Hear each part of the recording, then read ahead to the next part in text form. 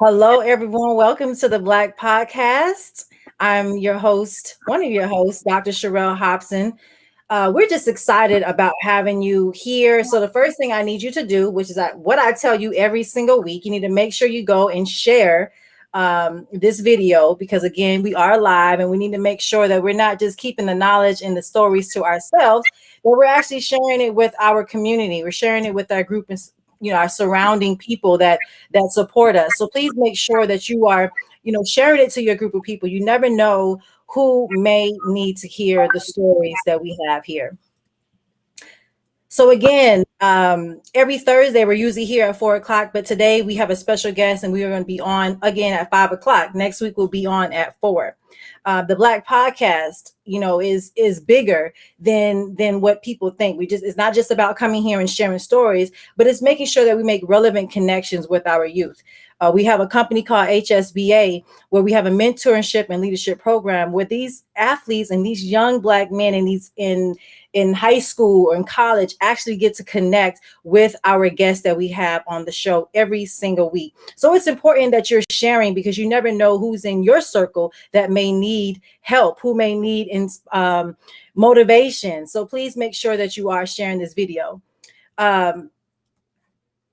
I am a student athlete resilience coach and I am an athletic program enthusiast, and I'm very passionate about our Black community and what we're doing in the educational system.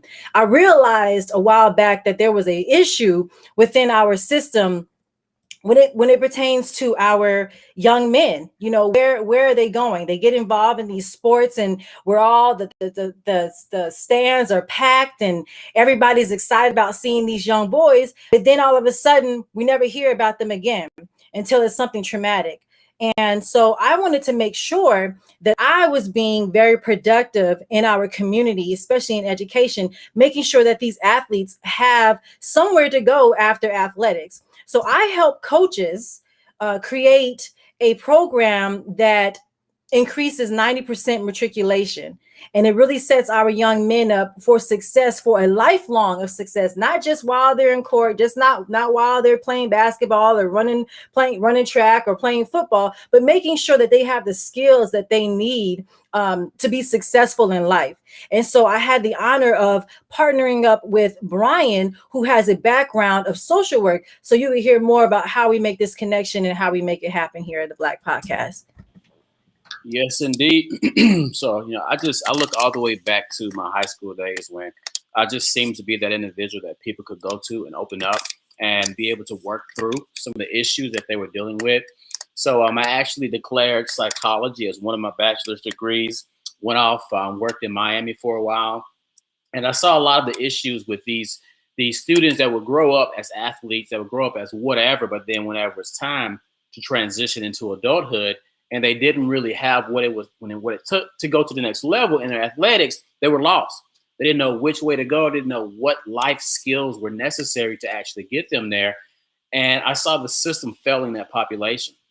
So I moved back to Mississippi, worked on a master's degree, social work master's degree, focusing on administration and empowerment. I was able to develop a social business, a nonprofit organization, and a mentoring program by the time I finished with that process of my life. And I started my own company to go out and develop partnerships where I can generate revenue to go towards development and sustainability of more mentoring and leadership programs. And here we are today, myself, Dr. Sherelle Hobson, running HSBA with the Black Podcast being a critical component of it.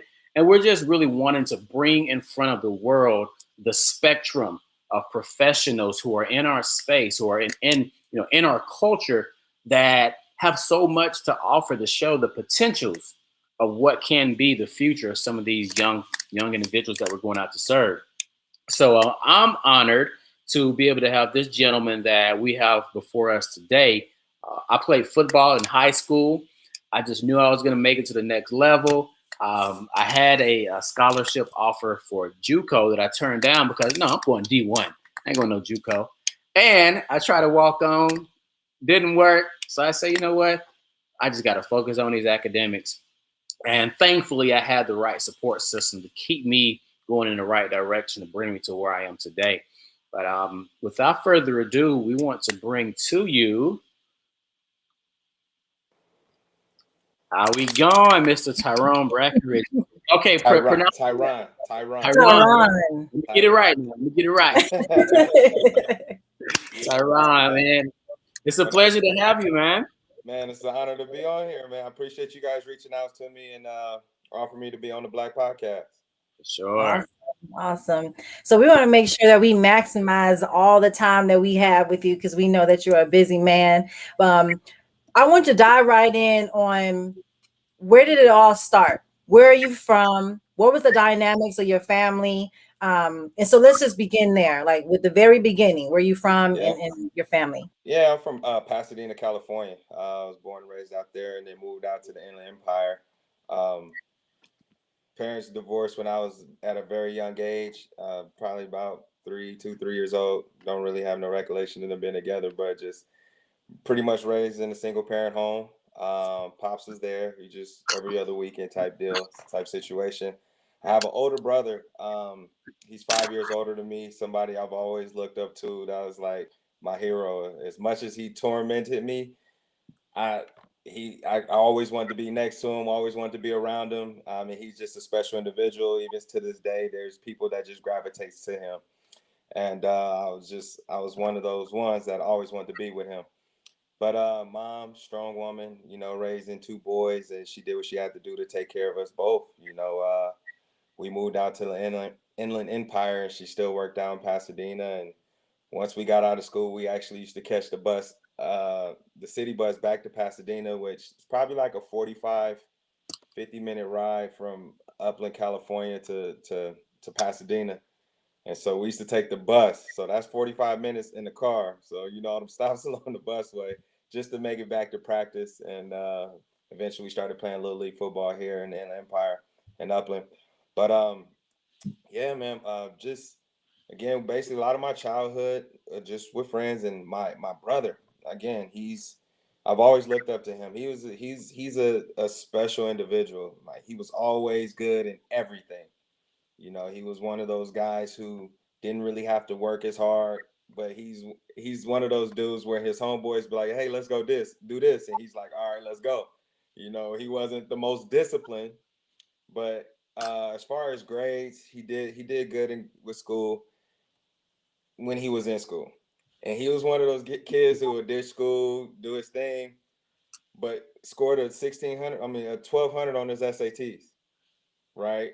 And he was one of those guys, right? And just didn't even have to put in the extra work and was a big time player on his baseball team, basketball. I mean, he was on the basketball team and then the football team, big time player. One of the only ones that went straight D1 out of high school on the team, where out of the few, and I had to follow in those footsteps. Me, I had to work extra hard. I was a crybaby. I had to, like I was lazy in school, but I did good in school. I didn't test well. I had to go to JUCO, Brian. You know what I'm saying? I went to JUCO. They don't give scholarships in California JUCOs. You're on your own when you come here. You hope that you can get, Pell Grant ball waivers and financial aid and see what you can do, right?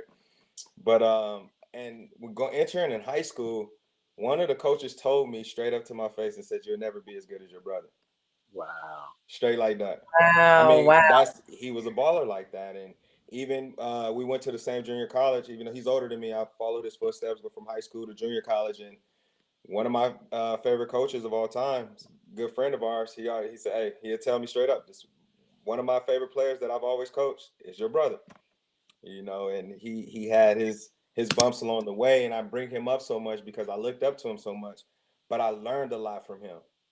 The things that he struggled with and or got in trouble with, I knew not to do that, right? And so it made my path a little bit cleaner versus his. And so that was a good thing. Another big influence outside of my parents, my mom and dad, my Uncle John. He's been a huge influence in my life and always structured me to go in the right way. And my Uncle John is one of those guys who lectured anything and everything and anyone. Everything is a lecture. Like he gonna give it to you. He gonna drop the Great to nuggets ask a of it. question, huh? And be like, we about to be here for a while. Right, right. So he used to take us training, and a lot of people didn't want to hop in the car with him. For whatever reason, I was the one who was stuck in the car with him. Always. And I just got so used to it, and I just soaked up all the game, all the knowledge, and again, it helped me along the way. And I remember one thing, I was getting ready to go to my trip up to Washington State, and he picked me up to take me to the airport, and I had my do-rag on and, getting ready to head up. And he said, man, if you don't take that thing off. And that's when he gave me the whole lecture about first impression. You Mm, always want to put your best foot forward, right? And I know he's a little bit old school, and like I know things are a little bit different now because now it's more so it's about your energy. Your energy is going to introduce yourself for more first than your parents in a lot of right. ways, which a lot of times we get profiled in so many different ways as well, Yeah. right? And because now when you look at that in the job force, there's people with big hoop on earrings, and the big old studs in their ears, different things, tattoos on their neck, and things like that. So that appearance is really obsolete now. But just that was kind of like my childhood and just growing up and um, outside of getting in trouble and running with a different type of crowd. That's pretty much it in a nutshell there. So when you talk about, um, your when you were first introduced to sports, right? I know you talked about how your parents were divorced, but your father was there, when he was there, and your mother and stuff like that. When you decided to get into sports, so I have two questions. My first one, what was your reason behind getting involved in athletics? Because I know that from like my study and like the experiences I had as a head coach, all these black men had the same story. I got to make it because I got to make money, or I got to make it because I have to get out of the situation, or whatever it was, I got to make it. Right. So what was your reason for being in athletics? And then what did you do when it came to the comparison? Because although you looked up to your brother, you still have in the back of your mind, or did you ever have in the back of your mind, will I ever be as good as him? Or, you know what I'm saying? Like, was there ever anything that you struggled with when it did come to that comparison? So those two questions. Okay. For you. To attack the first question, if like me in my childhood, again, my dad, he played professional ball back in the days, baseball. He was a baseball player, played in the Twins organization, the Dodgers organization. So he was around in the farm leagues and played ball in Italy. And my brother got to experience that life. I didn't really. But that, and then my brother playing sports, he's played baseball, football, basketball, he played everything. And I just looked up to him, and that was something that I followed in behind. It's crazy because I didn't have dreams of playing in the NFL. That wasn't the biggest thing for me. Growing up in Pasadena, I wanted to play for UCLA, and I wanted to play in the Rose Bowl. And I just want not even it didn't have to be the championship Rose Bowl. I just wanted to play in that stadium.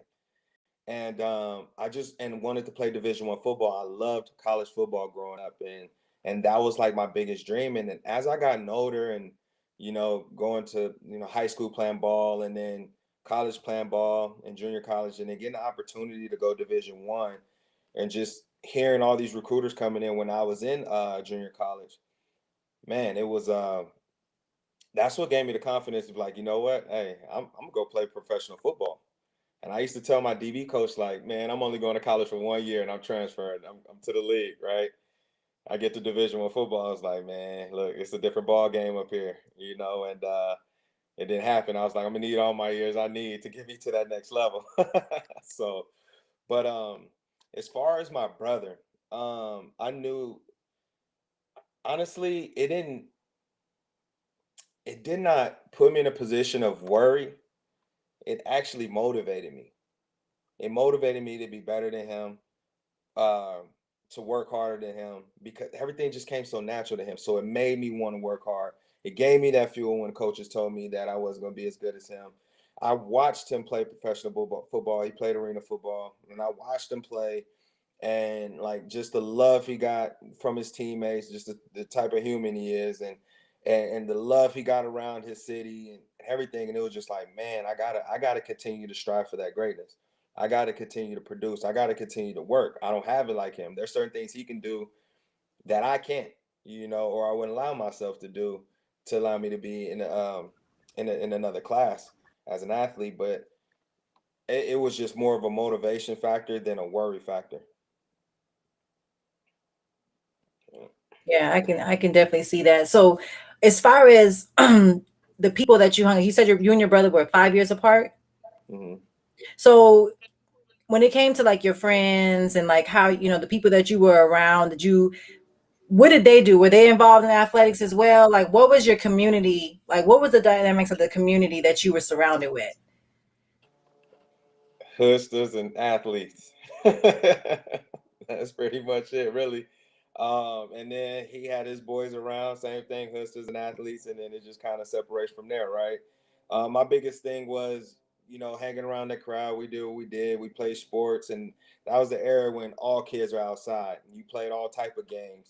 If you wanted to get your jukes up and stuff like that, we played tags. So nobody tagged, you had juke moves and stuff like that. And, we played all types of football, kickball, baseball, basketball. We swimming, like we played all these ding dong ditch, all these like different type of hide and seek games, and we Nigga did it knocking. all, right? You know what I'm saying? Like, so we did all that stuff, to keep us going. Some of which was allowed us to stay out of trouble, but I think at that age, I knew what I wanted to do. And my biggest fear was taking the game of football away from me. I played baseball, I played basketball at a very young age, but once I got to high school, I cut it. Actually, in baseball, I actually quit in the middle of a game. I was like 19 years old in the middle of the game.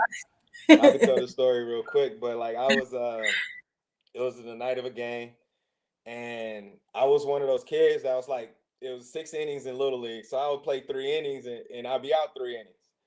And I'm used to being a man on the football field. I'm playing offense and defense. I never came off the field, and I get on baseball, and I felt like I was better than a lot of these kids. But I didn't really show up to practice because, again, I showed up to practice, but I stopped showing up when they wasn't playing me much. And I was actually it was me and the coach's son were the youngest two on the team, and it was frustrating because I was good enough to make that team with the older guys, but I didn't play.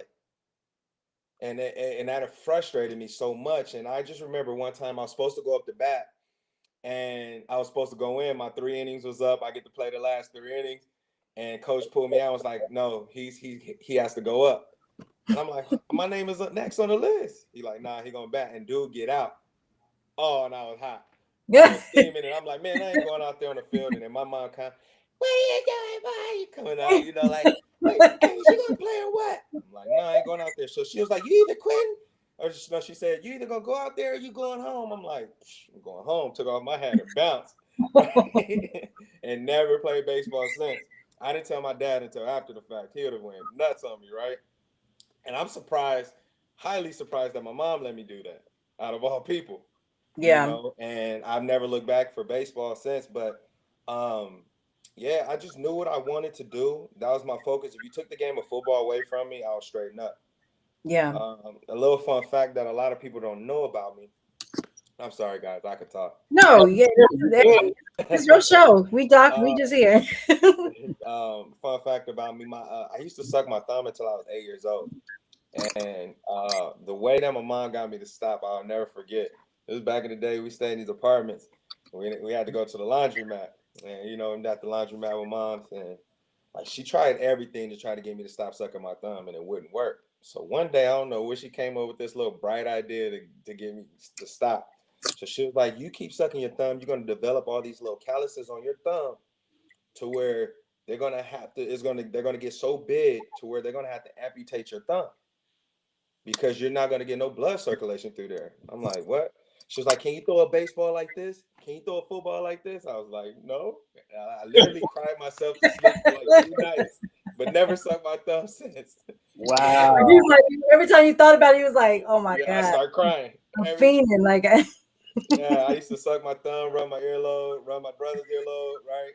And it just, oh my wow. gosh, like, and when she told me that, it was over with for me. Like, I cried myself to sleep for a couple nights. I think about sucking my thumb, I just cry. You can't stop. It's like an addiction. It Oh was, my but gosh. I'm glad she did it. Like, it could have When been you all talk bad. about when you quit the baseball team, I remember when I was in middle school and I started to run track. And my coach at the time, she was like, she just kept putting all these girls in front of me, especially like these white girls. And I was like, I am faster than them. Like, why do you keep putting me in the 800? Like, she was like, you're going to run the 800. You're not fast enough to run the 200. Stop asking. You're going to run the 800. So I had so much pride that when I got into the meets, you ain't trying to lose, right? Because my parents was the type of parents like, they coming to the meet, you better run. You know what I'm saying? So I get out there, of course I'm winning because I'm like, I ain't trying to lose because of my pride. But then I was like, man, I don't like this. Like, I don't want to run the 800. Right. And so I remember being at practice and we running or whatever. And I was like, I'm out there beating everybody. And so my coach, she was like, I don't know how many times I have to tell you, you are not a sprinter.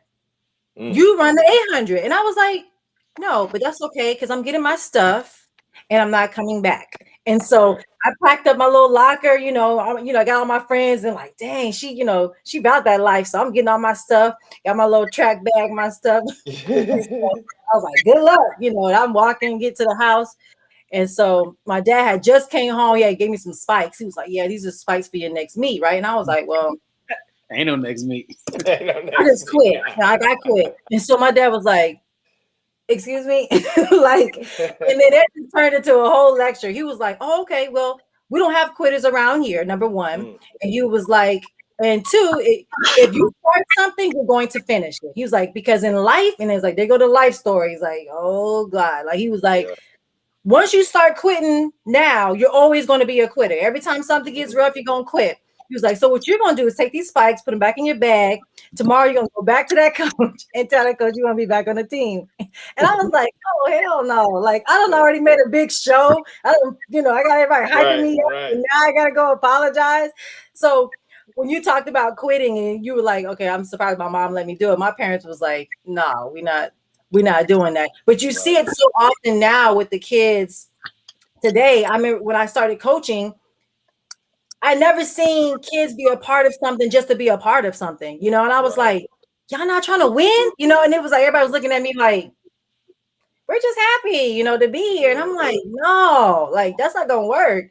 So, the dynamics or of sports and athletes is just so different now, when you, like you said, going outside, wanting to play outside, wanting to play dodgeball. Like, even in the schools now, you can no longer play dodgeball because kids can't handle getting hit with the ball. You get sued and lose your job. So it's just, we just created this, softness in our athletes so that they don't really understand the importance of having to actually work hard for something. Because everything is just, given to them. So it's just crazy when you look at athletes then and us now, and then who we got now dealing with. It's like a whole, they even got ribbons to 12th place. I didn't even know. I mean, 12th is spelled all the way down. Like, they barely had enough room. And I be having parents call like, yeah, you got her ribbon? It's like, dog, are you serious? Like, it's 12.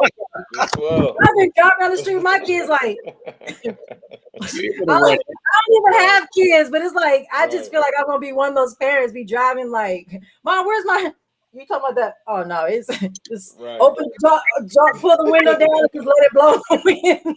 Hey, it's funny you say that because like with my daughter, she does gymnastics, and I remember her first competition, and she I think she got like a 7th place medal or something like that or whatever, and she was sitting there the whole time during the award show when they was giving out awards. She wasn't getting nothing. And she finally got her little 7th place, and she was like, all right, cool. And then so when we got in the car, I was like, baby, how'd you do? How you think you did? She was like, I did okay. I was like, you happy about your 7th place? She was like, well, it's better than nothing. I said, baby, I'm proud of you. I said, I'm proud of you, baby, but that ain't good enough. That ain't what we doing. That ain't gonna cut it. That ain't gonna cut it. That ain't what we stand for. Do you know the history of your family? Right. So we're gonna have to get better at that. And shoot, her next competition, she placed like I think like 2nd or 3rd overall. She had like 8 medals, and I mean it was awesome, and I was like, that's a better feeling, isn't it, baby? And one of the things I did with her before she actually went to that meet, I remember we were down in Arizona in the hotel room, we were getting ready to walk out, and I was like, hold on, bro, come here, lay down. And I want you to close your eyes. I want you to visualize yourself on each one of your events if you doing it right. Okay. and I'm going to call your name just like how you are in your competition. And I want you to go through it. I want you to go through all your routines and do everything you need to do. And when you're done, say, I'm done. Boom. Went through that. She went into that competition and knocked it out. So I'm on her. I'm on her tough. She can handle it, and that's the biggest thing. I know this year she battled a lot of little injuries, hamstrings, groins, and she had like a knee pain. So she didn't really get to compete at all this year. The only competition she did this year was the state meet, right? And she ended up placing ninth in her age group in her division in the state of California. And that's huge to only do one competition all year Yeah, I'll on a take that. bum knee. You know, Yeah. and she's dealing with a bad knee, a rough knee injury. So I'm like, How old is she? she's 10 years old. Got it. She does, level 4. She's actually prepping to be in level 5 now. Nice. Well, I don't know all those levels and such yet, but my daughter just got into Olympics. Just got into gymnastics this year. Okay. So I might have to reach out to you for some advice. Now, we just rewinded a little bit. My story was a little bit different. Whereas I started out playing baseball. I was 4 years old when I started. I was beasting, man. I'm talking about most home run trophies, most stolen bases trophies. I was killing the game. But it came to a point when I was about 9 years old. That was whenever it got to pitching. Like, it wasn't no more coach pitch, wasn't no more team. Yeah. So coach pitches when I was killing the game. When we got to 9 and 10-year-old, I started to drop off.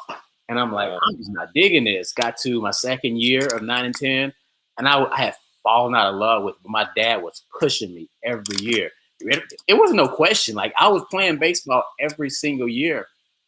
But once I hit after that second year, I just felt myself not being able to perform the way I really wanted to. And I said, I'm done with this. Like, I don't want to be that guy that goes out. Like, he was known as being up here, and now he's like bottom of the barrel. So I quit when I was still somewhat decent. Man, my dad was heartbroken, man. Because he just knew I was going to be in Major League Baseball. He had me watching the games every year. Like, we were on it. And I quit, but then I picked it back up my junior year in high school. And I was just out there, lay that bunt down, left-handed, lay the bunt down, third base line, kill it every single time out. Get up and go. So I had my little niche, so to say. So I have a 13-year-old son. Now, when he was born, here's my second chance. We about to do this. Ron ain't got an athletic bone in his body. Oh, man. I'm telling you, I was heartbroken. We put him. I tried to put him, try him with the basketball. He really wasn't digging it. He never really picked up baseball. Like, the athleticism and the competitiveness, it just wasn't in him. He got that from his mom. Like, she would always tell me, once any activity she was in, once it got competitive, she quit. She didn't want to do it anymore.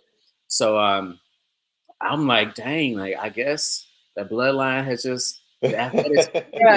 That's it's a business now. I tell people all the time, like, I waited this long, I'll be like, look, I need to know your history because I want you to wait all this time to my son and my daughter be sitting on the bench. So, like, this is a business at this age. I need to do a whole interview.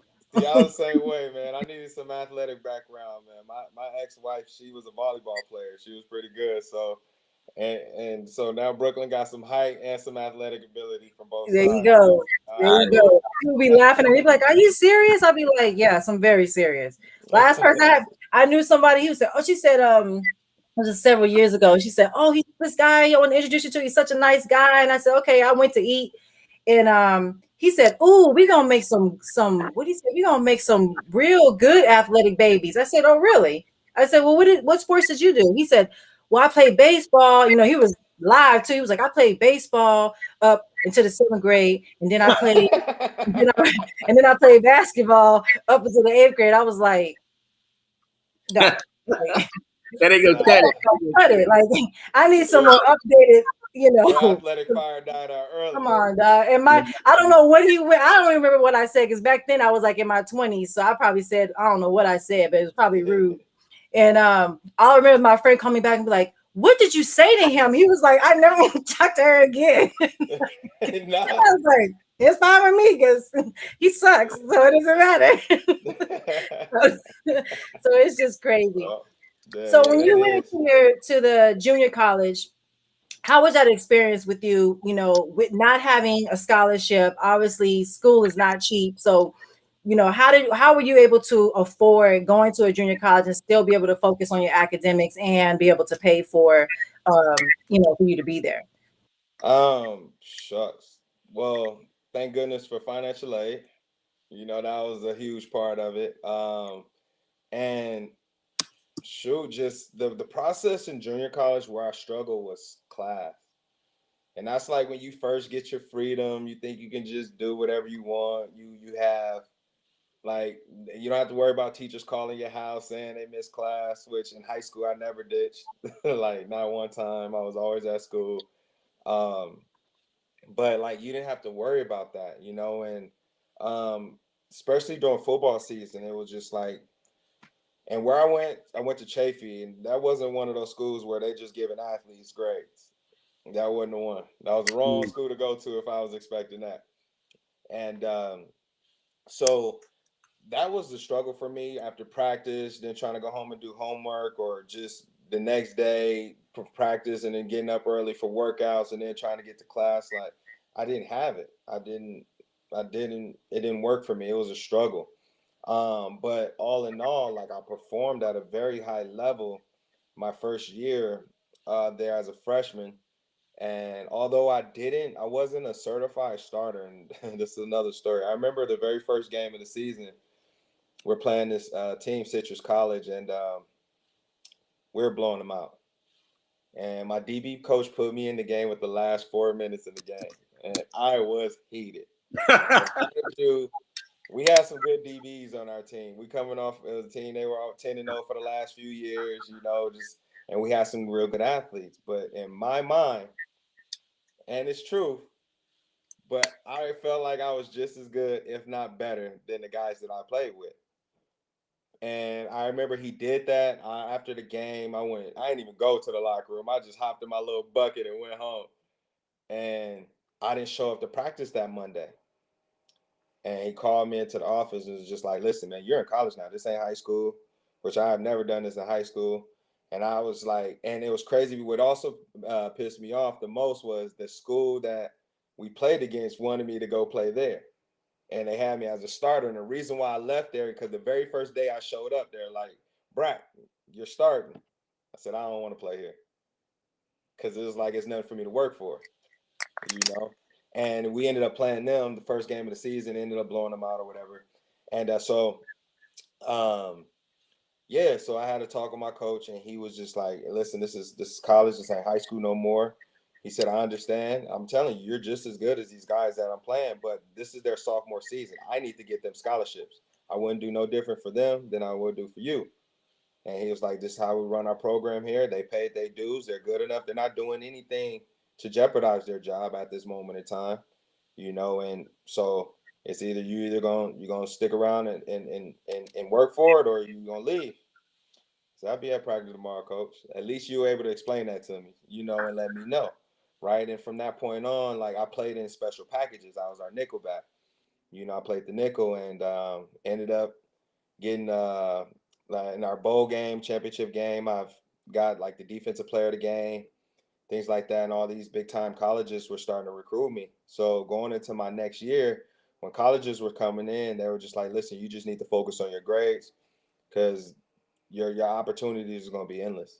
And I still struggled in the classroom, and I ended up having to transfer to another JUCO that kind of gave me a little bit more help and assistance with my grades. And it was crazy though because it was an easier school. They put you in some I wouldn't say easier school, but they had their teachers that will, you know, look out for you. Take care of you. But it's crazy though, when I went there, I actually applied myself in class, did all my work, showed up every day, and did what I had to do just so I could transfer to Washington State.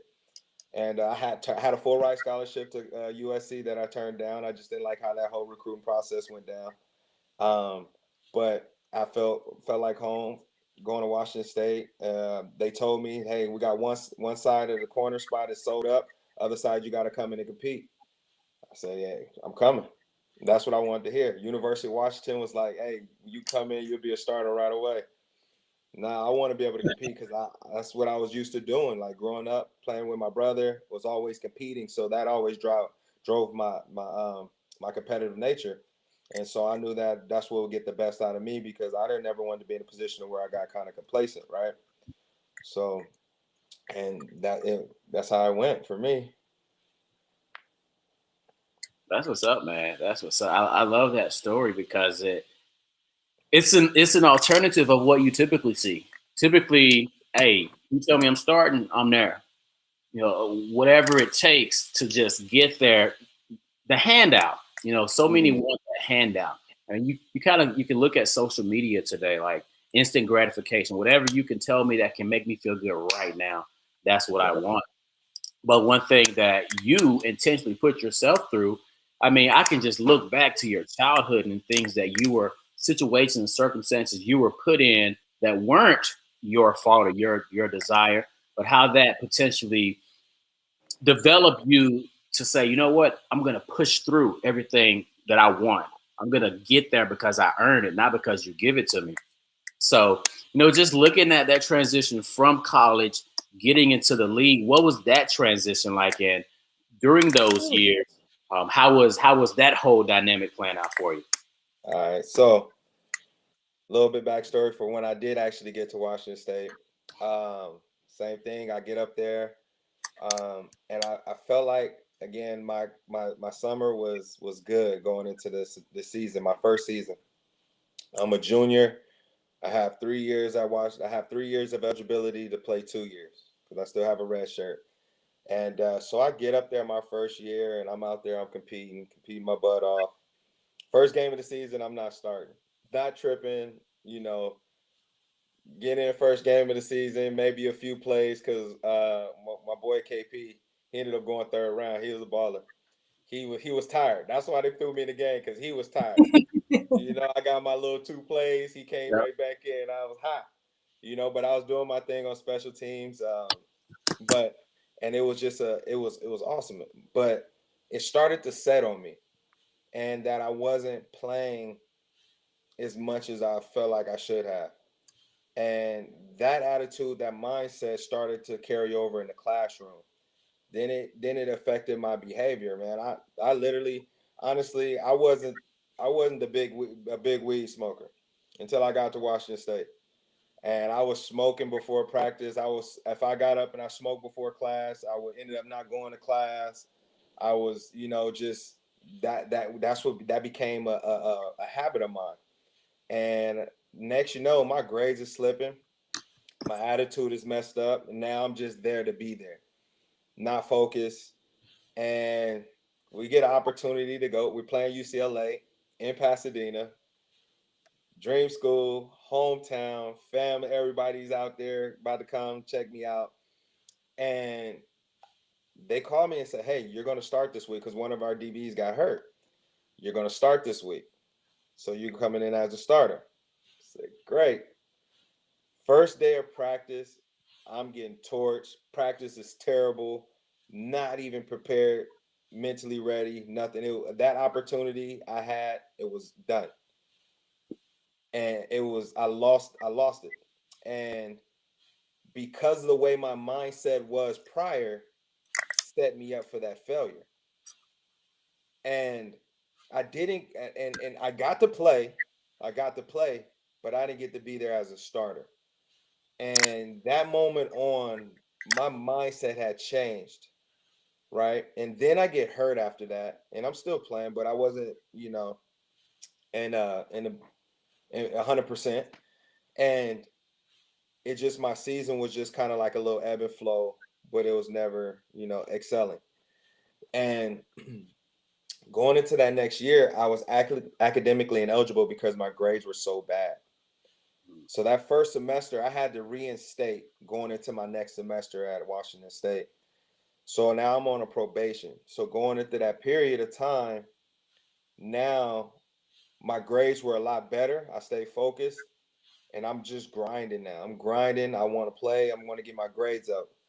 But my grades were so bad first semester that I still had to reinstate again after my second semester of schooling.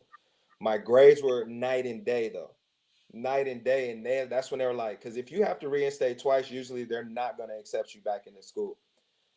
But they were like, I see the difference between that first semester and that second semester of you in school, and it's a complete night and day. We're going to allow you to continue to keep going. So we're going to enroll you back in school, which is great. But now I'm on academic probation. So I'm practicing, I'm working out, and I can't even play. And I told you the one thing to do to get my mind right is take the game of football away from me. Mm-hmm. So now I'm all in school. I'm applying myself. It was actually I could have got my grade changed to be eligible this year from one of my professors. He was willing. He was going to change my grade, and I dead honest told him, say, you know what? No, I'm just going to retake your class, and I'm gonna show you that I could pass your class. And I've never he that going into his class that next semester, I just showed me a lot of love and was just like, man, I commend you for what you did and how you handled that situation. That was a turning point for me. And I was also in a position like I'm getting frustrated, like, man, I want to transfer. I don't want to be here, but I'm still handling my business. I'm calling my boy down at Colorado State, Rob, that when we do the podcast with, and we started the Red Training. He's the owner of Red Training. Um, and I'm calling him like, man, I'm coming down to Colorado. Talk to your coaches. I don't want to be here. And then just something, just talking to family, and it's just like he said it with me. It's like, you know what? I'm thankful enough. I got a scholarship up here. If football, and my dream was to play college football. If it don't pan out for me, I have my degree. I'm getting my degree. So that's just what it was. The team would travel. I would literally thinking I'm a grown man at this time. I'm crying every Friday they leave, whether they just go to the hotel in the near town or flying out to go to another city or state. And I'm literally in tears. Every Friday I put together this plyometric workout, just going hard. Practice was all I had. I approached practice like it was my game day every day. Like I wouldn't even go in our DB meetings. I would literally go into because I was on the scout team. So I would go to our offensive meetings with the wide receivers and watch myself and scout myself on film to get myself better that way. And my coach allowed me to do that, right? And I from that moment on, we go into spring ball, and my game just continued to excel. And there big articles in the paper. This is our corner route. This is who we're going with. And long story short, I ended up just pretty much playing as a starter 1 year at Washington State.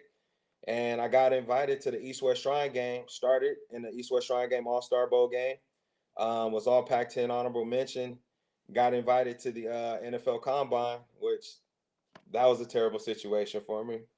You know, uh, you got What to was have that some speed. situation? Huh?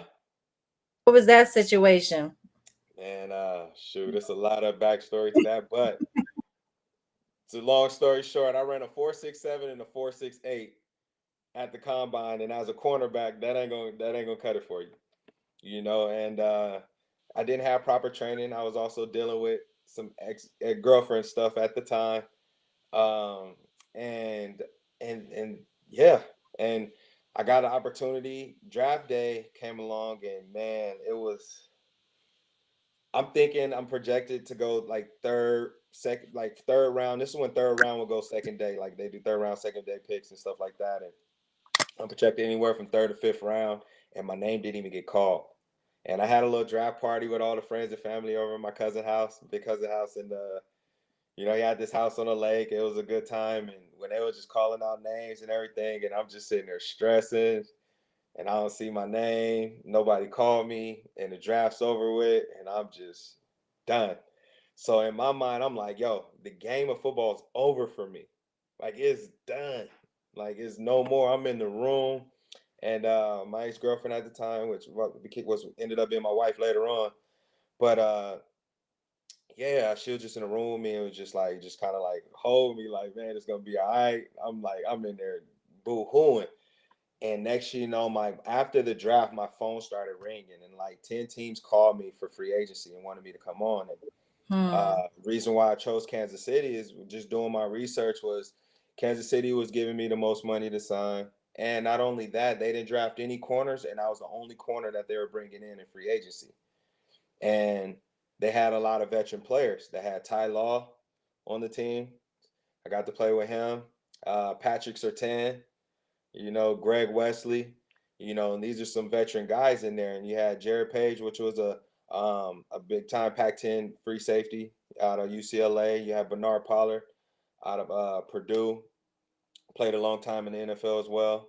And I don't know if you guys ever watched the Hard Knocks when we was on there, but I used to have braids, and he was the one who was doing all the little split dance and stripper dance and all that. Yeah.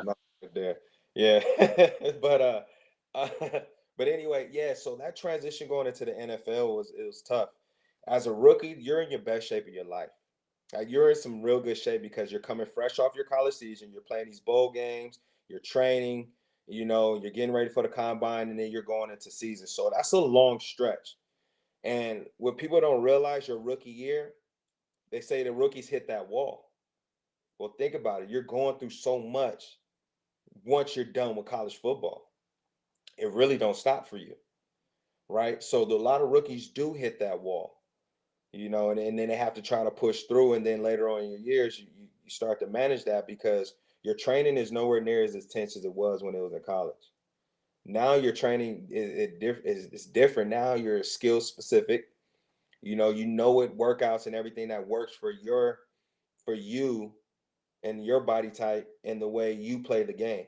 So now you get the science behind your training and everything. But I felt slow. When I look back at film when I played in Kansas City my rookie year, I was like, I was trash. I was trash. Right. And my better years was when I was in Jacksonville. Had a couple years under my belt already. And then when I went to Jacksonville, man, again, my game took off. But the thing as a free agent, and it seemed like every year that I played in the NFL, going into training camp, I was always like in the third group. Just always be in the third group, and by mid-season, end of season, I was a starter. And I'm thinking, all right, going into next year, I might be starting, or at least in the second group, first backup. Boom, nope, third group. Work your way back up.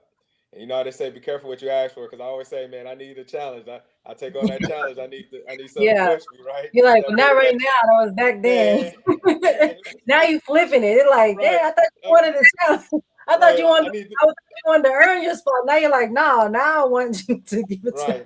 to me. I need to become a starter. I want these big paychecks, right? You know what I'm saying? Like I Yeah. want that contract, and then so that was that transition of going there and being a free agent and then getting cut multiple times. There was a time my second year in Kansas City, going into training camp, I get hurt,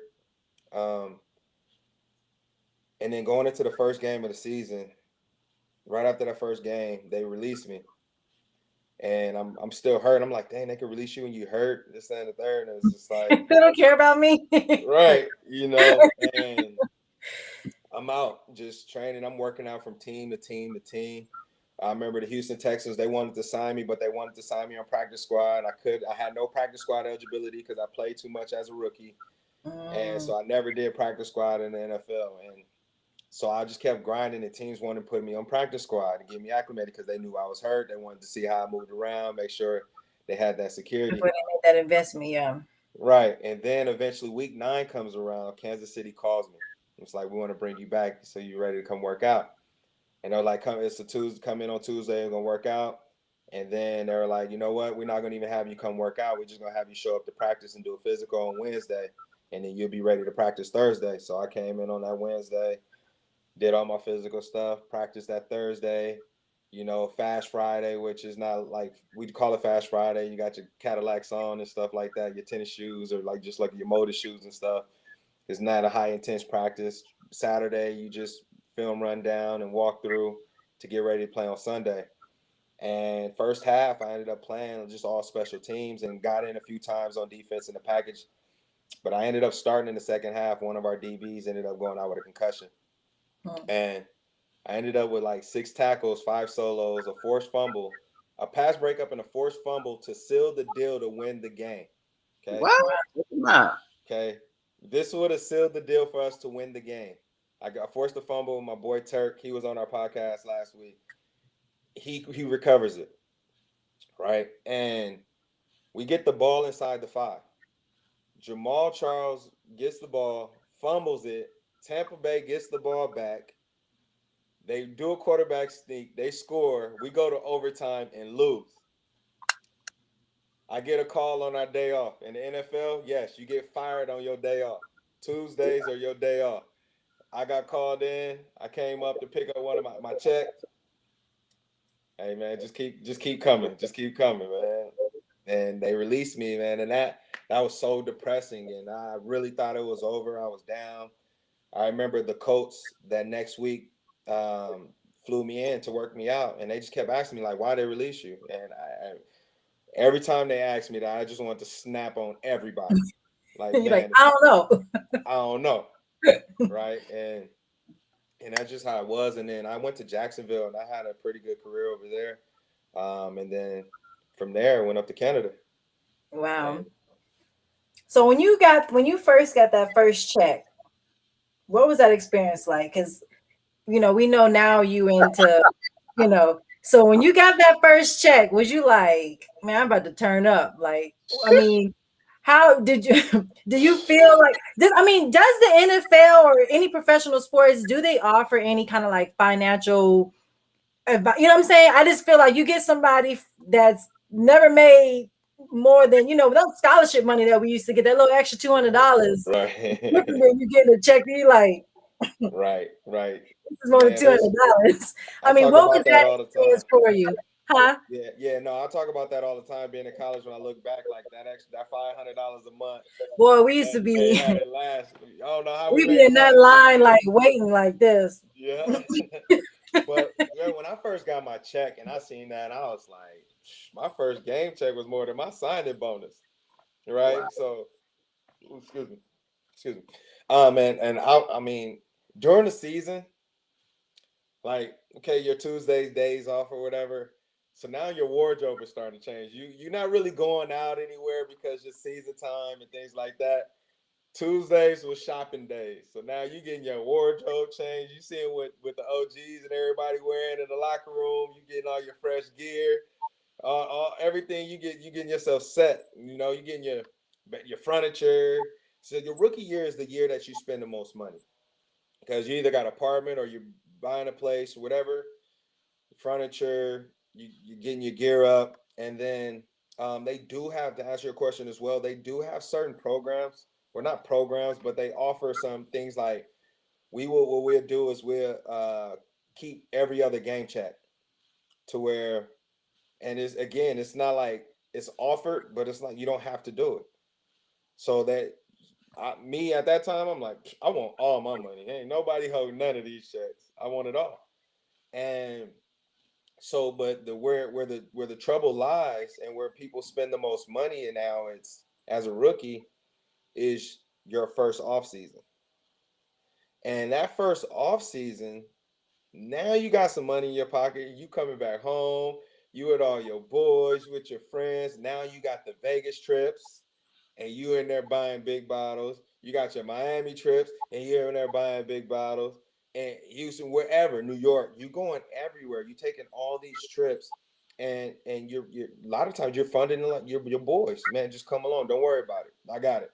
You know, and that's how it is because it's new money to us.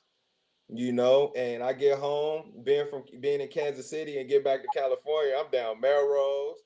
I'm getting all my gear here, getting my like I'm in there getting all the shoes that's matching any type of fit that I had, and that's just how it was then. And that next year, like I said, when I got released from Kansas City, that was a big eye opener for me because I wasn't generating any income, and now I just see my bank account just decreasing because it wasn't that I was big partying at this time. Now it's just bills don't stop, you know, and so that was a huge thing for me. And I remember when I went to Jacksonville, literally I had, or actually from Kansas City, I signed with the Jets.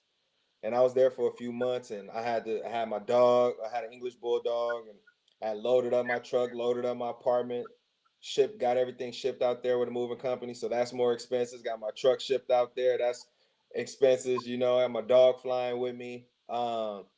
And I get out to paying for my apartment, and I had cushion to take care of my bills. And then one of my boys that I played with in Kansas City ended up signing with the Jets too, so we became roommates. So that also helped with expenses a little bit. And then I was there for a few months, and then I get released, and it was weird, but this. I remember going to. You just have this feeling when you're about to get released, and you feel it, like it's just this gut feeling. And I remember I walked in the facility and I seen the phone number. I was like, "That's a wrap for me. Like I'm done. They're about to. I'm done. This is my days. They're done here." And so I'm like, you know what? Forget that. I'm about to get my little last meal. Like at the jet facility, I'm about to get this breakfast, about to eat. They're gonna cut me on the full stomach, damn it. You know what I'm saying? So I got my plate, everything situated. I ignored the phone call and got my plate, everything. And then they called me again, and I was just like, oh yeah, they was like, yeah, come up, bring your playbook and everything. I'm like, all right, cool. I'm just down here in the cafeteria. I'll be on my way up. Right? Put my tray down, went to go back to get my fork. By the time I went to go get some silverware to start eating, they was already hauling down there like, come on. You could just leave that there. I'm like, oh, like that. So yeah, and then that's how that situation went. But going back to the finance part of it, I literally went down to Jacksonville with like $8,000 in my account to my name. I had my truck packed up with all my clothes and everything. Um, that was like in my mind, that was my last opportunity. And honestly, I played some of my best football being in when I was in Jacksonville. I hit the ground running. I ended up starting the last 7 games of the season for us. You know, again, going into the next year, I was back in the third group or whatever, but ended up working myself back up, having special packages and starting in games and stuff as well. And yeah, once that lockout happened, and I did my money a lot different going into Jacksonville. Like I literally did not spend anything. I didn't care about new gear. It was very, very limited when it came to spending because I knew the situation that I was in. I knew where it came from, and so I managed that a lot better as a player than I did my first couple of years. Well, my first couple of years in the NFL. That's well, with age comes wisdom, huh? Absolutely, in Yeah, the man. fear of broke pockets. Yeah, man. I Yeah, mean, real quick. being in the league for that many years and then you just got 8 stacks, just 8 stacks like that. I'm sure they hit like a bag of bricks. Yeah, well, my second year, I didn't play much. Remember, I was out on the street, pretty much just working out from team to team. So Yeah, I didn't really generate much income coming in. I got one paycheck and a royalty check, got you. and it's crazy how I got this royalty check. I just so happened they were handing out royalty checks, and it's weird. I ended up being I had this big old picture in this football history book they were selling at Costco.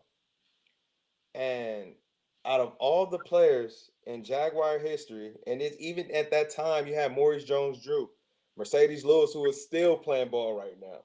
You know, like all these guys, you had Mark Brunell and all these different guys that was in the organization, and all they used my picture.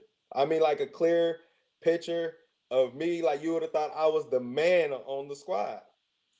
And yeah, it was a shoot, and they gave me a royalty check for that, which that was a nice little cushion for that time I was out throughout that whole year. And Yeah, then when I signed with the Jets at the end of the year, and then Jacksonville, that's when things started to grow for me again. But like you said, with age comes wisdom. There's a lot of things financially that I would have done different. Even though my parents, my dad and my stepmom, that's who I work up under in the financial service industry. Like my dad, he would try to tell me, but I know with him and us not living together and you know just I mean we didn't have a bad relationship at all. It was just we didn't talk every day, you know, and it was always love. It was no disrespect or anything. It was like when we see each other, we see each other. When we talk to each other, right?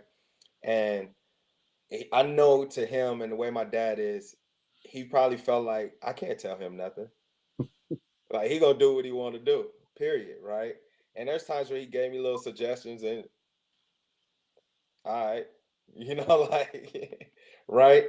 But again, if I could turn the hands of time, and there would have been a lot, and there was things too though, because there's a lot of money that I was able to put away that he did give me knowledge on, right?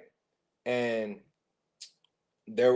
so that was set. So like my long-term retirement with the NFL is good because he was like, this is the percentage you need to put this and this, this and this, this and this, boom. But like that lucrative money, yeah, that's what gets you in trouble, right? Yeah. So and like honestly, that's one of my biggest inspirations of being in the financial industry now. And not only being able to create opportunities, and we talk about transition, and Brian, you mentioned it earlier. It's just that transition we go into, um, not knowing what to do life after sport, right? And we get so systemized, right? To where that's all we know. We're structured. We get up, we go to meetings, practice meetings, this, that, everything is boom, boom, boom. You tell me what I gotta do, I'll do it. As a player, because coaches is telling you gotta do this, you gotta get this done. You tell me what to do, I gotta do it. And when it's all said and done, you don't have that no more. There's nobody telling you what to do. There's no schedule in place for you. And the biggest thing is trying to find something life after football that's going to feed your fuel like the passion of the game gave you. And that what leads people into these depression, that mental illness, you know? And that's where we struggle with. And then that's when depression sets because we don't know. And then we coming from a place to where we're making thousands, hundreds of thousands of dollars to $1 million. And it's like, now I got to get into the corporate world to get a normal job. And that paycheck ain't enough. I'm above that. Or I'm just too embarrassed to coming from where I come from to get a normal job. And just to sit there and be like, yo, I'm a professional athlete. Or I used to play professional football, but I'm working an XYZ job. So now that ego comes into play, right? And then if you have a spouse, girlfriend who went with you through that process throughout your professional career, guess what? They have to transition as well Right. because they're used to living a certain A lifestyle. certain So lifestyle. now, and that's where the domestic violence come in. That's where separations, divorces, all this stuff sets in because they no longer have that lifestyle. And I talk about this a lot because instead of having, and there's wives and husbands out there who are supportive, who, hey, let's figure this out. Let's we're gonna do something, we're gonna get it together. And then there's some that just don't work together. They out the door, you know. And the thing is, and I learned this going up to Canada, because in Canada you don't make as much money as they do in the NFL, but it's some good money and decent living. But a lot of those Canadian players, because it was a 4.5 hour rule. Days are very short there. Practice, once you're done with practice, you're in the office and meetings at 8 o'clock. You're off the field at 1:30. NFL, you're getting home at 7:30, 8 o'clock at night from 6 in the morning. CFL, a lot different. You had a whole day behind you. A lot of these guys after practice were getting dressed, leaving the locker room, and going to work. And during the offseason, they already had stuff set for them. When us American players up there, we get paid, we get our 6 months up there during the season, we taking that money home and spending it. A lot of us was not coming home working on life after football. And that's what I learned. And I've always told myself, and Herm Edwards, big influential person in my life, and I still talk to him today. Well, I always say football is a stepping stone to your next career in life. And I knew that I would have to use my platform some way, somehow, first off, to build my legacy in the game, and then use that platform to life after football. But again, I didn't have no idea. I didn't have the structure to know how to do that either.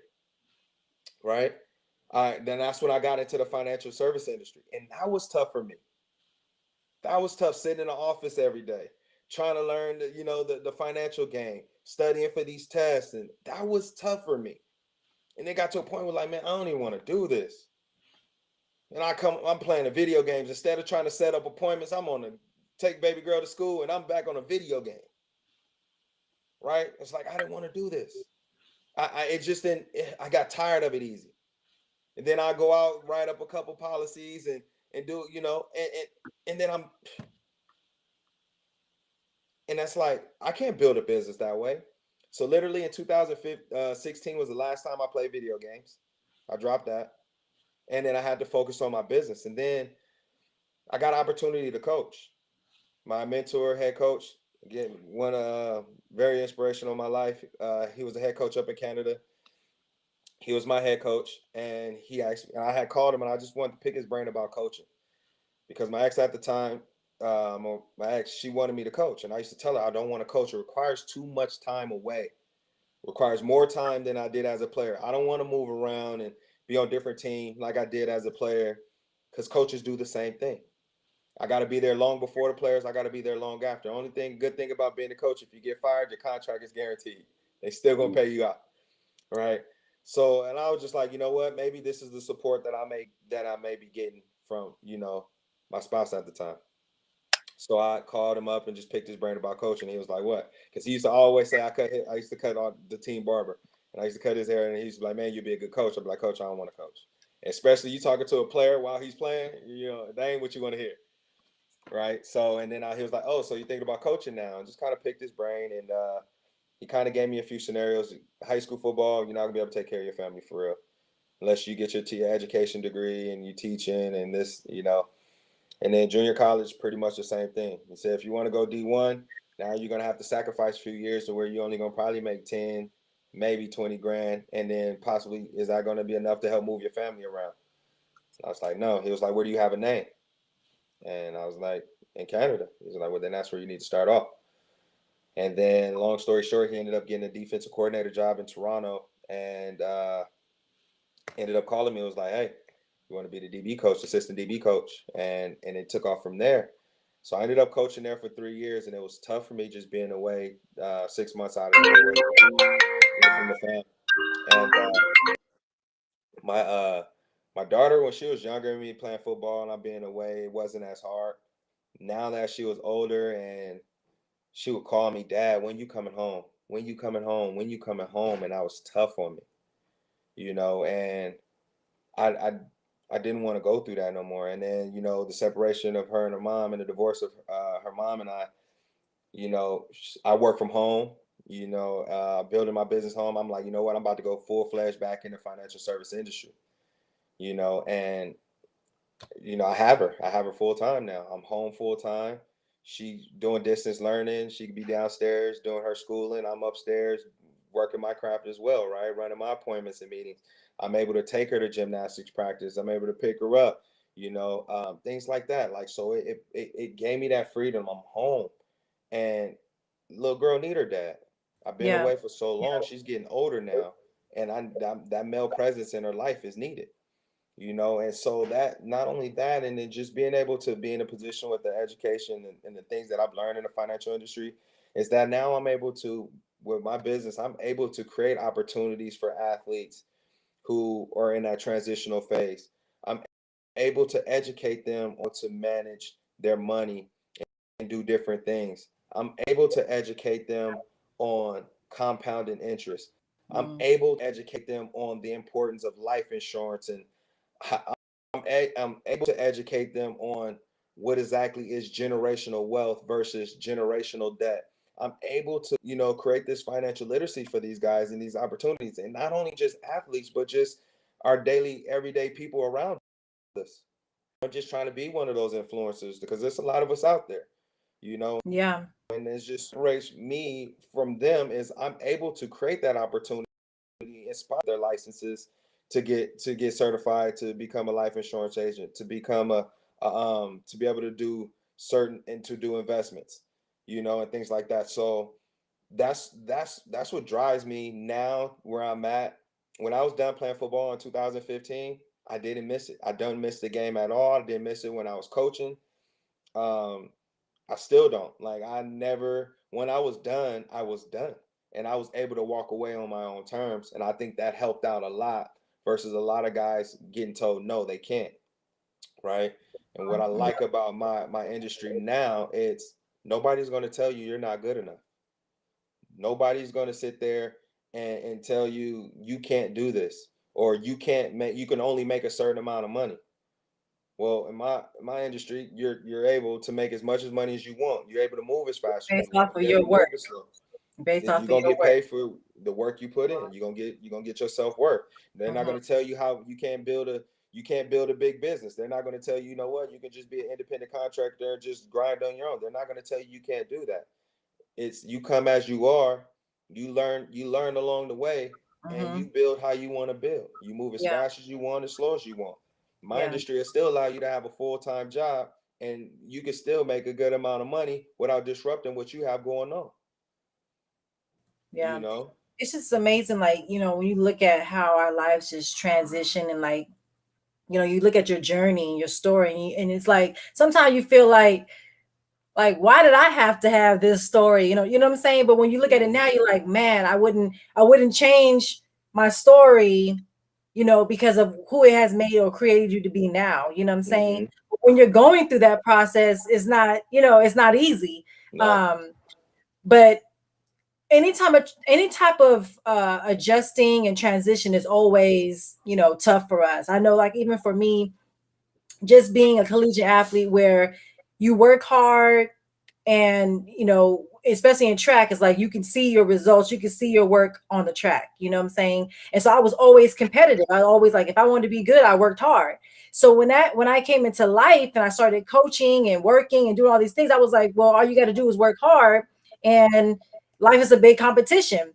But then I had to adjust. Like, once my brother passed away, when I went to see a grieving counselor, she was like, you measure your happiness and to your accomplishments. Mm-hmm. And so I was always so used to just always having something like the next level, the next level, the next level, next level, always trying to go to the next level. But it was like I had to make an adjustment. Like, there's some things in life that you're just going to have to transition. There's other things that are, life is always going to be competitive. But when you put so much pressure on yourself to be great, I want to win. And so when she Right. was like, when you think about life, what do you think about? I was like, winning, and she was just like, winning at what? Like, why is everything winning? I was like, I don't know, but I need to win. I need to win in my personal life. I need to win in my spiritual life. I need to win in my professional life. So it was just, it's good to hear you say that there's still some things that you take from athletics that's always going to be a part of who you are, you know. But the fact that you can pay that forward, a lot of people don't make it, or don't or have these experiences, and they don't show it to nobody else, and so you end up Right. seeing the same people repeat the same thing over and over and over, because no one's saying, okay, hey, I guess I had to be the test dummy, Yeah. so here it is. So Yeah. I really appreciate that you are doing that for our athletes, because it just blew my mind when I was looking up one day on Google, and I was like, the amount of people that have lost $80 million, billions of this lot. I mean, money just gone. I mean, that's devastating. You go $80 million or $880 just gone, Mm-hmm. and Yeah. everybody's depending on you, because, I'm sure when you made it, it was like, everybody needed help, or everybody's calling. And now it's like the Yeah. pressure of, what I'm saying? When you got the 8,000 people still calling, you're like, nah, dog, I Right. can't help you out with the sprint bill this month. Like, I'm Uh, struggling, So, and you don't want to say that because our pride, So I just, I'm really grateful that you are doing that, because they need to, and they need to teach that more in school. You know what I'm yeah. saying? Like, start early, because these kids blow their money on just blow Everything. their money on everything. Everything. Yeah. Yeah. Like, it's crazy because kind of one thing I always teach, and I tell people, if you were to um if you were able to put away $200 a month at the age of 25 for 45 years, right? For 45 years at a 9% rate of return, And for 45 years, you'll have like a little over $1 million in your investment. Just $200, $200 a month. And just think about this. When you talk about $200 a month, that's $50 a week. Okay. We blow $50 a week easy, especially at the age of 25 every weekend and more. Right? Eating out. If we was exactly eating out. And that's one day. Right? And then not even talking about gas. Well, gas you need, but you don't have to go out and buy drinks and stuff, right? So when you look at that, and just 1 year of waiting from the age of 26, doing the same thing, you missed out over $7,000. It's 1 year. 1 year, wait. So that's crazy how that works, right? And it gets lower and lower. It gets lower and lower when we decide to start. But it's never a wrong time to start, because it's always good to start, right? And they all, how people like time is money, time is money. Well, definitely it is. It really is. And time is money, especially based on how you use it. There's a lot of information out there, right? And what people don't understand is like, yeah, man, I changed my lifestyle. I'm more focused now. I'm watching these motivational videos. I'm more into, financial literacy. I couldn't even tell you what new music has came out or what TV shows has came out. That's fine and dandy, but you have those people who saying they're doing that, but they're not applying that to their life. They're still stuck doing this. That's real. You know what I'm saying? So what's the point of getting these nuggets if you're not picking them up and applying them? This is a copycat world. You don't have to reinvent the wheel.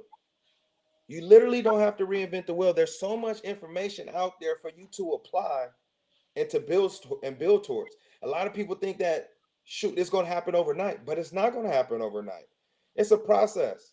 And then that's where people get discouraged. And where people lose focus, where a lot of us is at, and even as an out of this transition phase, where a lot of us go wrong is because what's worth it is going to take time. You're going to need to get licenses, certifications, you name it to do. It's going to take time, but we want to generate that income now. So guess what? You hear another opportunity. It's like, you know what? I want to get my real estate license now. I can do this and do this and do this. And now we get all hyped about this opportunity. And then that's the process. You know what? I'm going to do more mortgage loans. I want to get my mortgage loans license. I want to get my securities license. Now I'm going to become an insurance agent. Now this opportunity came up. We're about to do this. And guess what? You're now focusing on so many different things instead of that one thing that would have got you there. But again, you lost track and didn't complete the race. And everybody want that 100. Everybody wanted to, like you said, you didn't want to run the 800. You wanted to run the 1 and the 2, but not everybody's going to have that fast track to life. Maybe it took you 2 times to get around that track. Brian, it may take you 4. And guess what? I'm the distance runner. I'm going to have to run the whole mile. But we all finish.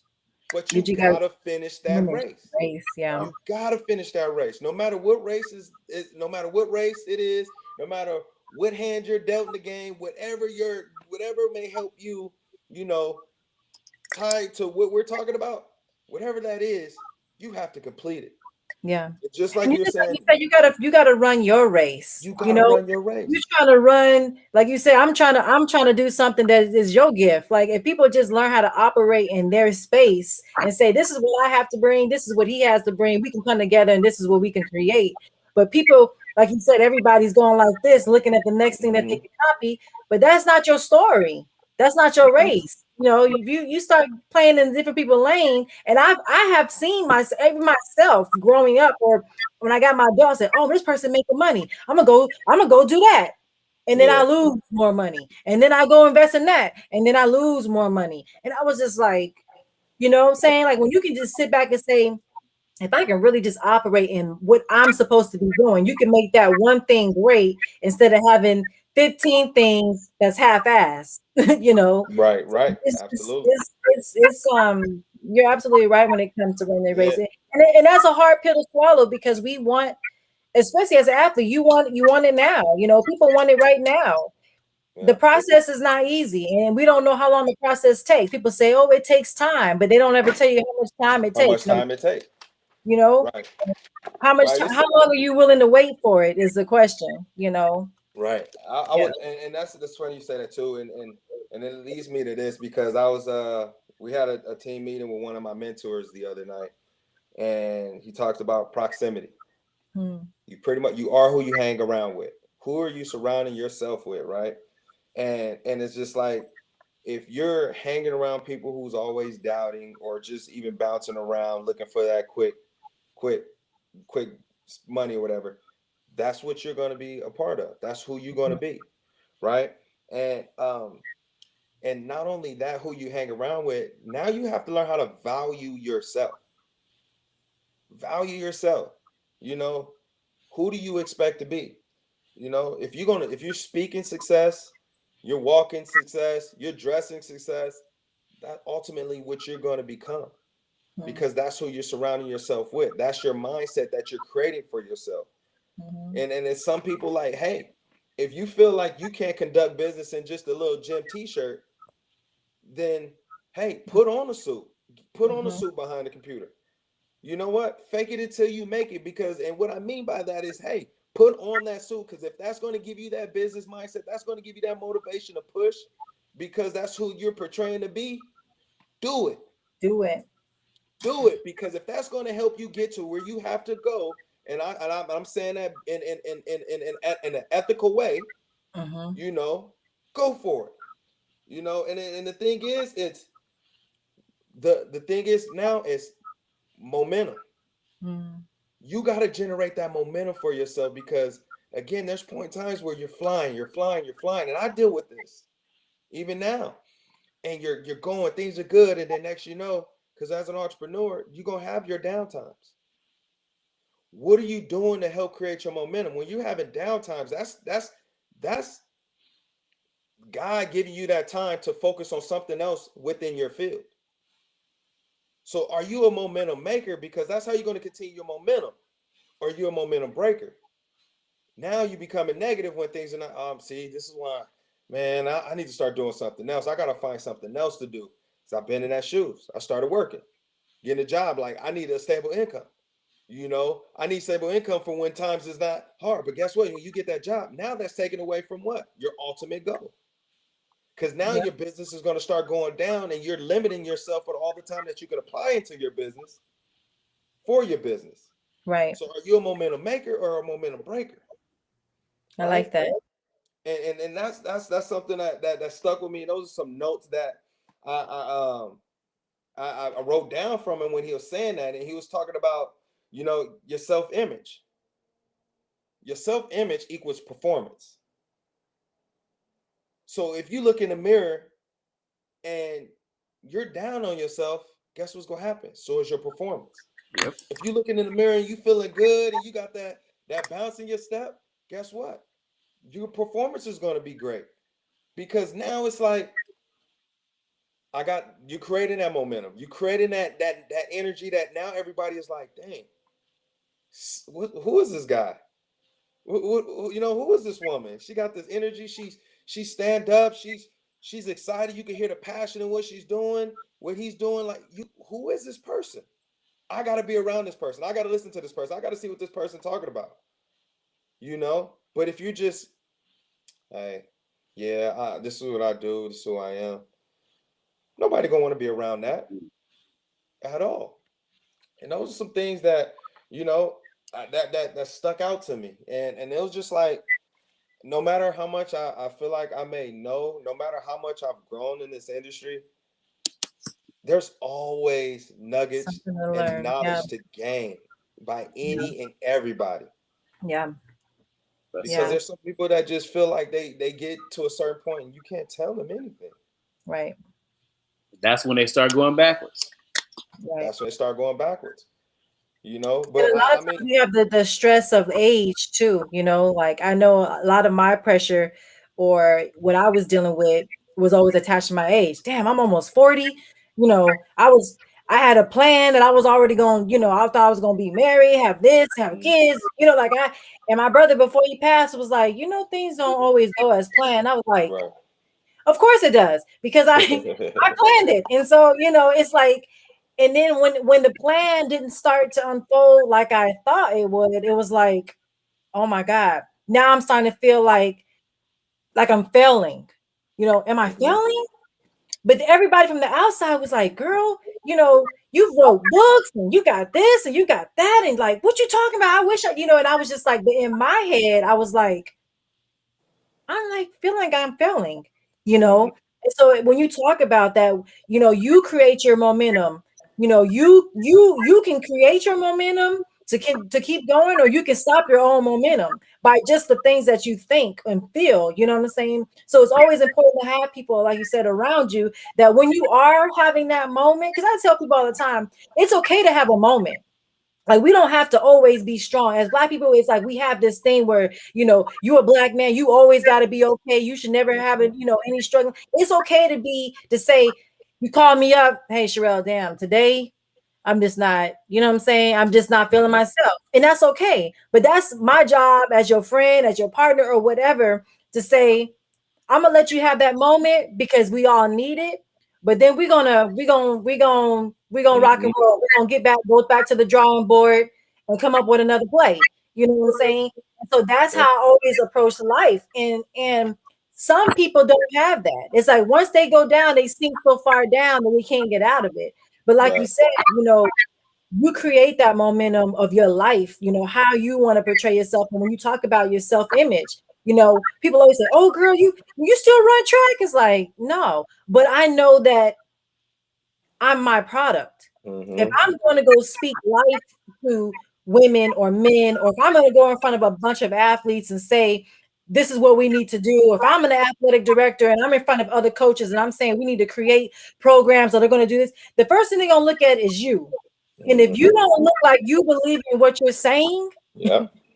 you They're can't not gonna follow you. get me to believe in what you're saying because you don't look like you know what I'm saying? But when somebody come into the room and they look like that person takes care of themselves, whatever they about to talk about, I'm about to listen because whatever they're doing, they take it serious. And I think people don't really understand that. I've been to conferences, I've been to, you know, I'm always around coaches, and I'm like, you don't look like success. If I was an athlete, you know what I'm saying? I don't know if Right. I would really listen to you because you don't look like what you're talking about. Mm-hmm. You know, and people may think that's shallow, but it's the truth. That's the You truth. know, you're in You gonna church, you see all the people in church talking about God is good. I'm living an abundant life, but they always at the altar for their with their light bill. You're like, do you really believe God? You know what I'm saying? Do you really believe God is good and He wants you to have an abundant life, but you always hear about money? You know, you're always abundant. He's talking about the abundance of your life in every area of your life. So if you're going to speak on those things, you know, we got to look like that. And so I just think it's so important. I mean, you say that because I see that all the time. I'm yeah. like, you don't look like what you're talking about. You know, Yeah. like I'm gonna need you to look like what you're talking about. You know, people talk Absolutely. about money, but they don't have none. You know, so I had a partner one time was saying, he said he was describing this guy, and he was like, "Yeah, he's a $30,000 $30,000 millionaire," and I was like, "What?" Like, but he was like, he talked like he got a lot of money, but he don't Yeah. have it. You know what I'm saying? Right. Right. But I think that the problem with that is when we grew up, like you were saying, fake it till you make it. Some of us have been faking for so long that For it so long. becomes your reality. It's It's a like, dude, facade. Now they yeah, created a like, facade. dude, the And fake it till you make it, yeah. it means that you're actually working on making it. You know what I'm saying? Exactly. Fake it until you make it. Okay, That's why I yeah. said in an ethical way. like, You know, like because you can fake it. I know people 30, 40, 50 years old. It's like, damn, you still have the same story. I'm tired of hearing you say that you're waiting high on the school, you Lord. was Like, the I'm gonna man, need you homie. to come on, man. Like for real. Like fake it till you Hey, make it, but work in the making. work You in the know, making. Work in the making. work It's in the just, making. and that's sort of thing. Like people always like, I'm always praying, I'm always doing this. So I just want to sit back and let God. that right there kind of like gets me, because when they like, I want to sit back and just put it in God's hands. I'm praying. I'm gonna pray that I'm just gonna put it in God's hands. But listen though, it's called active prayer. When you're praying for Faith something, you without work. still gotta work towards it. You know, yes, put it in God's hands. God is gonna guide you, but work towards it and allow Him to guide you. If you don't allow Him to guide you, and you just sit back and just say, "I'm gonna put it in His hands," if you just sitting there, He just gonna hold you in His hands. Right. He'll Right. just hold you. Right. But hey, God, you know, lead through me. Right. You know, lead through me. And it's just like you work have towards to it. be careful when you ask for it. You know, when people say that, you know, I'm gonna wait on God. It's like He waiting on you. He waiting on you to take the first step. He waiting on you to identify your strengths in your life and your gifts so that you can actually utilize it to what you're supposed to utilize it towards. So people just don't, you know, when they say that, I'm just like, it's just so annoying, you know, when I hear and I used to, even when I went out and spoke to like different even like in the churches and stuff like that, it was always my conversation. It's like you waiting on a harvest, but you haven't planted anything. They ain't planting no seed. You know, and it's crazy. And they always talk about like you said, just I'm gonna sit back and let God. But if you sat back and waited on Him to open up that opportunity for you, and there's people who do that, they're sitting around, and that opportunity come, and guess what? They're not prepared for it now. And then now you lost out on an opportunity.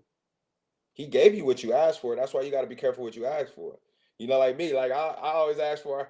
I just want to be comfortable, you know, or I want to have to compete for what I want, you know, this, that, and third. Like, shoot, when it kept happening, I'm like, oh shoot, am I built for this? Am I built for this? Right? You know, Right. and I want a comfortable life. Yeah, I'm comfortable, but at the same time, it's comfortable good. What kind of comfort Right. do you want?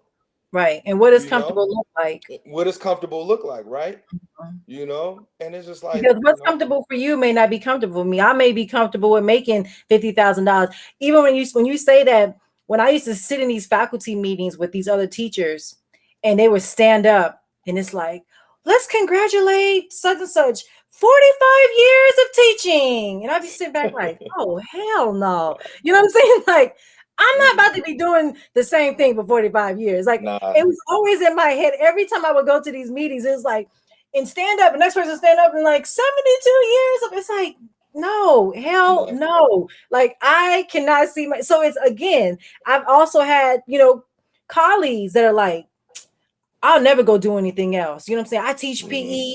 I make $50,000. All I gotta do is be with kids. It's like, dude, like, are you serious? you gotta get tired That's of that. comfortable for them. That makes me very uncomfortable. So I was Exactly. always looking for a plan. You know what I'm saying? I was always like, no. This was cool. Like $50,000 was cool when I was coming straight out of college, and I was going into my career. But it's like, this ain't You gonna gotta cut have it. You know what more. I'm saying? Yeah. So And you gotta find especially out your comfort zone. exactly. And especially if there's certain things you want to do in your lifestyle, or to live your lifestyle the way you want to live it, and it's different, especially if you have kids. You can't work all your life to leave nothing. You know, you're working all your life because you're comfortable. You're working all your life to leave nothing. Nothing. A And lot of Black it's like, families are what's like the that point too. of They don't even leave enough money to put their own family to rest. How many? I mean, you hear about that all the time. People don't even have money to bury their own family. Absolutely. And you know what's crazy? Like, you have a lot of people who, again, you know, want to talk about generational wealth and want to do things. But when time rough, and say for example, they did get a life insurance policy to do something there at this time, they're feeling good. They, you know, let's implement something for my family, do something like this. But start to get tough financially, that's the first thing that they let go is their life insurance. And Why I is don't get that? it. I know I don't understand it, because that right there, again, yes, you're struggling, but that's going to put a dollar amount left for your family that you never had, and Yeah. that you've been trying to work for your family. Wow. You know, Wow. and people don't get it. I'm like, yo, even if you go on unemployment, I guarantee you still gonna go out on a restaurant and buy you some drinks. Right. That's how much your policy costs for the month, and you're spending more on those drinks and stuff than you would have to pay for your policy. Living right now, living for right now. Right, So and it's like, what advice do you have to give?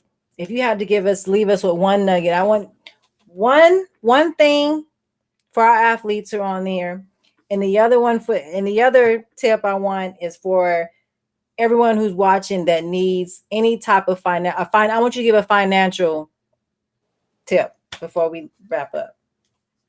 I would say the one thing to do, and as crazy as it sounds, is pay yourself first. Hmm. And I'm not just talking about putting your money in your bank and in a savings account at the bank. That's not paying yourself first. That's actually paying the bank. Hmm. Pay yourself first and invest in yourself and your financial future. Okay. Remember how I was telling you time is money. Put away a couple $100. That's paying yourself first later on in life. Compound your interest. Hmm. There's programs out there for you to get that done. Hmm. Right? Pay yourself first. And when your time is up, you left your family to rest. Hmm. Wow. So where can people find you, and what services do you offer that people can reach out to you and Offer many financial services. You can find me on Instagram at tbrack. Twitter, I think it's tbrack41. I'm on LinkedIn, Tyron Brackenridge. I'm on Facebook, Tyron Brackenridge. We provide all financial services, um, to investments, to life insurance, home, auto insurance. You name it. We have a lot of different programs out there for you financially. We can put together financial needs analysis, and basically, it's complimentary, confidential to your everyday goals and dreams. So we can tell you how much you're bringing in each month. We can tell you as far as what's coming out each month as far as your payments. Allow you to let you know which you can put away each month for your long term goals. And so we could definitely put a nice little financial plan together for you and your family, and as well as properly protect you. awesome. Thank you so much for that. And I mean, it's so needed. I mean, they definitely need to implement, like I said, more into schools, and just even adults. I think people need to really get tired of being broke. You know, the stuff that you have doesn't mean you have anything. You don't have anything. If you just have stuff, you really don't have anything. you know, Nope. you know. So I just think it's just so important what you do, and the mix that you can bring. As far as um, having that background and that experience to say, look, I've been there.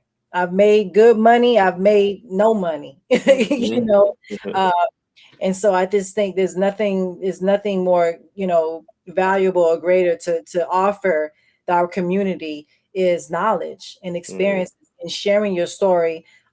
It's just so important because a lot of us, like you said, we still out here faking it.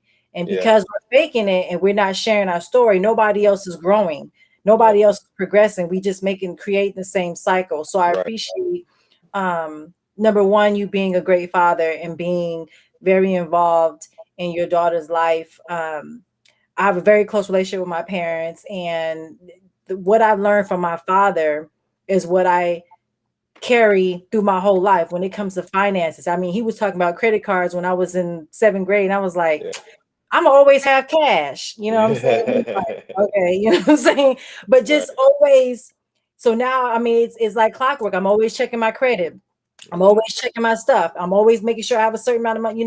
So those are just those things that you're teaching your daughter, man. Just continue to do that, because it's amazing. And having a relationship with your father, nobody can ever take that away as a daughter. So I just first appreciate you being that man and doing those things, and going beyond and being involved, because I don't think you guys are um, appreciated enough. And so I do appreciate you Thank you. for for doing that. And then just sharing your story and just paying forward and continuing to work on your own professional development, having your mentors and continuing to grow, because the higher you go, the higher everybody else around you is going to go. And so I appreciate you for that. And you were amazing. So Thank you. thank you. Another thing And I your do show want to was say, on what days? huh? Your show was on what days? We drop it like every other Sunday. So Okay. this last episode was this past Sunday. So it won't air this Sunday, but the next Sunday. So Okay. every other Sunday we put out a new episode. Well, Another thing I do want to say and to tell the people, man, don't be afraid to start all over. You know, sometimes the reset is needed. And one of my favorite lines that a rapper from T.I. said on one of his songs, and he said, if your heart is filled with faith, then you can't fear. Don't be afraid to reset, restart, and regroup and take off, man. So that's something that always stick with me, and gotta get it. Yeah. Well, now I know who I need to call when I need to borrow a couple of dollars. I'm like, remember we talked about Yeah, that's right. I have a nice little interest rate program. Don't worry about it. No, see, that's what I'm saying. I thought you was gonna give it to me. I'm good. I'm gonna give it to you. No, you gotta work for it. He's like working the what's that one system? Every time I drive past it, I see people at that check cash. I'd be like, damn, don't go in there. Like that $100 you about to pay back a million. Like, yeah, some people like they got to get it however they can get it. But again, I appreciate you and I thank you for accepting the invite and just being you, and continue to do that because you're doing it well. Thank you, guys. I greatly appreciate that. Thanks for having me, Brian. Man, take care. Man, Dr. Sherrill. Yes, indeed. Just keep being an example, man.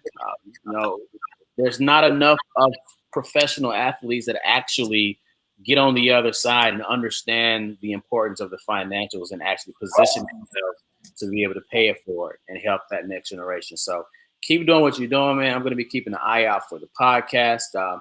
I don't know if you listen to or if you watch I Am Athlete too often, but I'm hooked on it, man. So anytime I see some brothers that's doing a podcast, they used to be in the league and they putting out some good info, I'm all about it, man. Absolutely. Yeah, I check them boys out. Yes, sir. All right. Well, we appreciate you again. And we definitely keep in touch. All right. Take care, guys. Have a blessed one. Likewise.